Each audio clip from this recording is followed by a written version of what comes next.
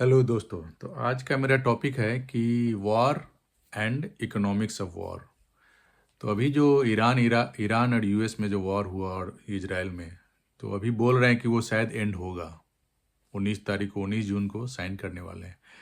मेरे समझ से ये वॉर एंड नहीं होगा। ये मल्टीपल बैटल्स, 4 5 6 10 बैटल्स मिलके एक वॉर बनता है, बिग वॉर।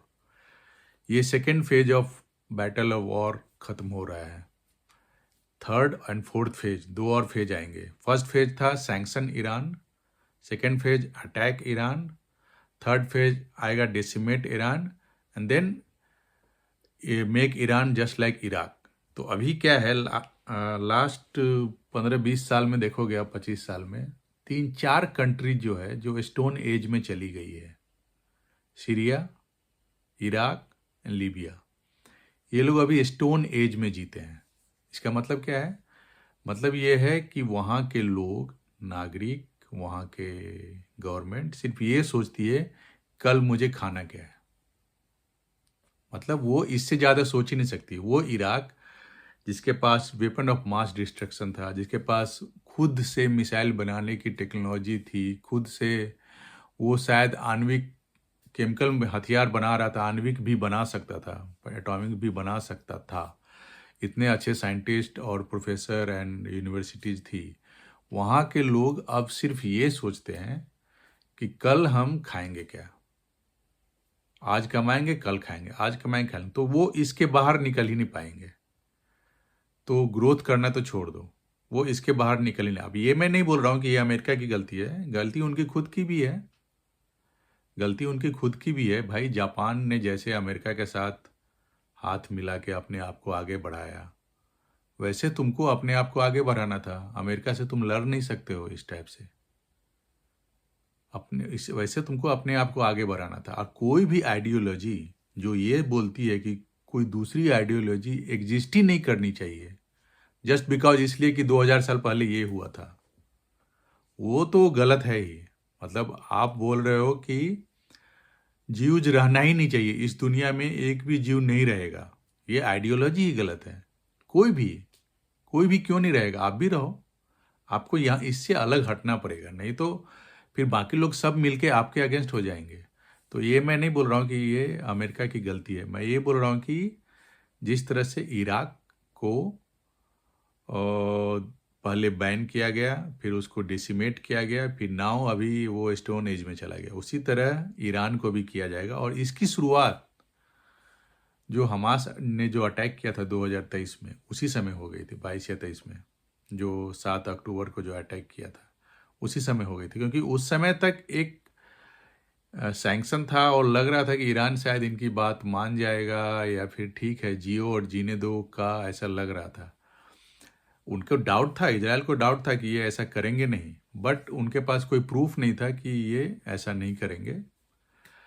उस समय से पहले सारे हॉस्पिटल्स और हमास जो एरिया है वहाँ पे जो पानी, जो 24 आवर वाटर, इलेक्ट्रिसिटी सप्लाई, ये सब इजराइल करता था उन लोगों को। बाद में इजराइल ने देखा कि भाई ये लोग सुधरने वाले नहीं हैं, तो इजराइल वहाँ से अलग हो गया। और इन सबको हेल्प कौन कर रहा है? ईरान।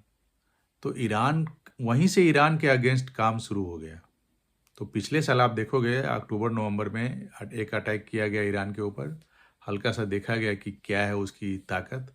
फिर उसके बाद पूरे जोर से फरवरी में अटैक किया गया। उसके पहले शांति वार्ता चल रहा था, 26 फरवरी को, 25 फरवरी को शांति वार्ता चल रहा था, और शायद ईरान से कोई मिलने भी गया था ट्रम्प से। और ये सब अभी वार्ता हम साइन करेंगे, साइन करके और सीधा अटैक कर दिया, क्योंकि वो उसको भ्रम में रख रहे थे और उसको पूरा ये कोशिश की जा रही थी कि ईरान को पता न चले, सरप्राइज अटैक होगा। और उस अभी क्या हुआ है, अब क्या हुआ कि ईरान की 20 to 25% कैपेबिलिटी कम हो गई है, ठीक है। प्लस इजराइल तो ईरान की कैपेबिलिटी कम करने के लिए लड़ रहा है, लेकिन यूएस का एक ही गोल नहीं था, यूएस का बहुत सारे गोल थे। ऑयल के प्राइस को बढ़ाना, गैस के प्राइस को बढ़ाना। अभी भारत और चाइना दोनों ज़्यादातर अपने ऑयल गल्फ से खरीदते थे। अब ये दोनों का गल्फ से खरीदना कम हो गया, बहुत कम हो गया। ठीक है, भारत अभी सारा अपना गैस कुवैत से लेता था, अब वो अमेरिका से गैस लेता है। अब अमेरिका लार्जेस्ट सप्लायर है गैस का। एलपीजी और सीएनजी जो गैस होती है ना, एलपीजी, वो गैस का लार्जेस्ट सप्लायर अमेरिका है इंडिया के लिए। तो अमेरिका का कभी एक गोल नहीं था कि ईरान को नीचे करना है, वो इजराइल का गोल था।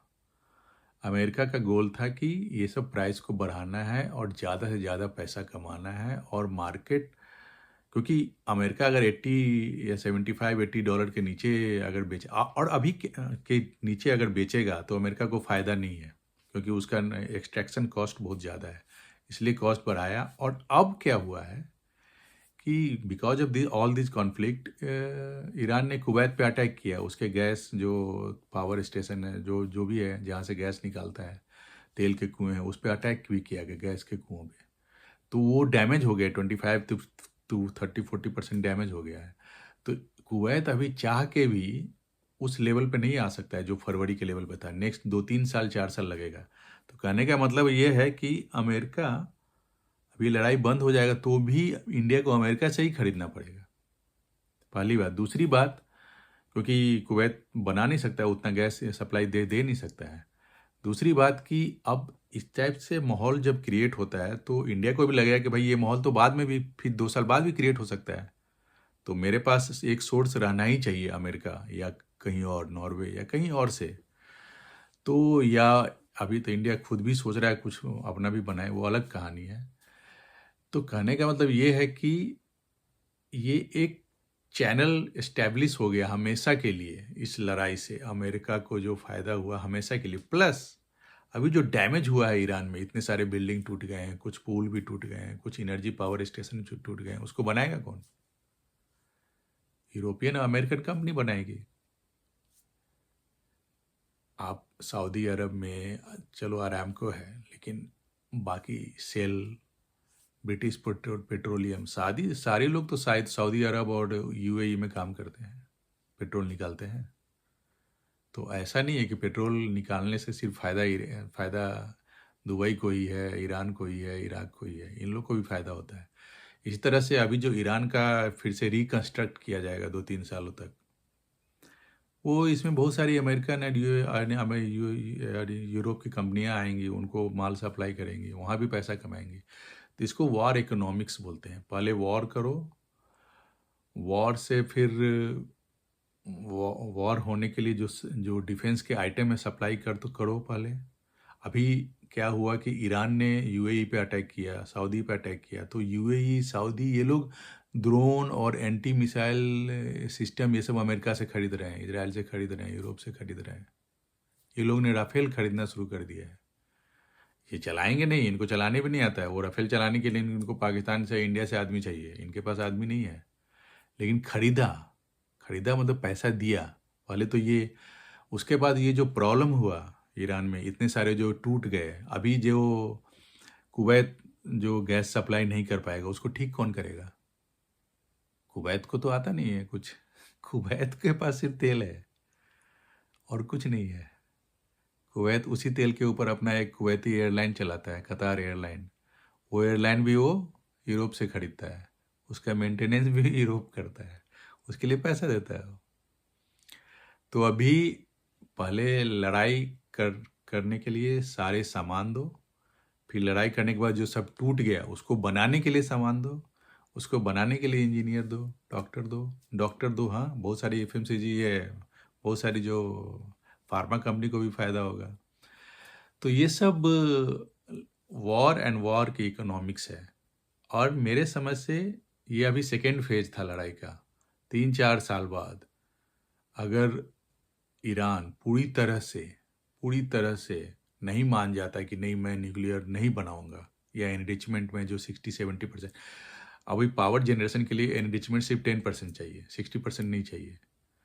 तो अगर ये मान गया कि नहीं तुमको पावर जनरेट करना है, ये 10% एनरिचमेंट, इसके ऊपर तुम करोगे ही नहीं, ये 2-3 साल 4 साल ये लोग मॉनिटर करेंगे, नहीं तो फिर अटैक करेंगे और ईरान को नेक्स्ट 10-12 ईयर में, क्योंकि एक बार में आप इतना बड़ा धमाका नहीं कर सकते हो, क्योंकि इराक के साथ भी यही हुआ। इराक का पहले अटैक हुआ, फिर वो उसके ऊपर सैंक्शन हुआ, फिर उसके बाद 10 साल बाद फिर से अटैक हुआ, फिर सद्दाम हुसैन को मारा गया, फिर इराक बर्बाद हो गया। तो इसी तरह से ईरान को भी, अगर ईरान मान गया तो ठीक है, और मेरे समझ से मान जाए तो अच्छा है, क्योंकि आप compete नहीं कर सकते। वो आपसे 200 साल, 150 200 साल आगे हैं। वो आपसे 150 200 साल आगे हैं। आप compete नहीं कर सकते हो, ठीक है। चाइना उनके साथ compete किया, लेकिन 25 साल चाइना ने उनकी गुलामी की है। गुलामी मतलब आप जो बोलोगे मैं सस्ते में बना के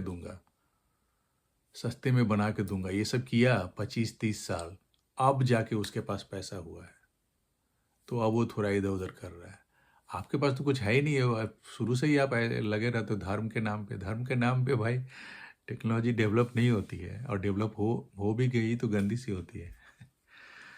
तो इसीलिए भलाई इसी में है, नहीं तो फिर ईरान पे अटैक होगा मेरे समझ से, फिर होगा। ये वॉर एंड नहीं हुआ है, ये एक second phase of war and हुआ है मेरे समझ से।